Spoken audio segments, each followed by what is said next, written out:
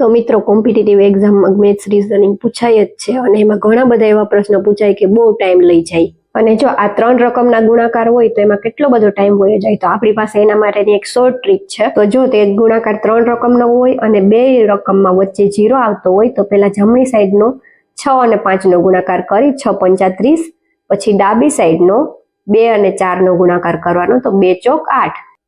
પછી તેમાં ક્રોસ ગુણાકાર કરવાનો તો પહેલા આપણે 2 અને 5નો ગુણાકાર કરીએ તો 2 5 10 અને એનો ગુણાકાર થઈ જાય પછી એને આરે પ્લસ કરવાના 4 અને 6નો તો 4 6 24 અને પછી આપણે એનો સરવાળો કરી નાખીએ તો 10 અને 24નો સરવાળો આવે 34 અને એ રકમ આપણે વચ્ચે મૂકવાની છે. તો આપણો જવાબ આવી ગયો છે 83,430.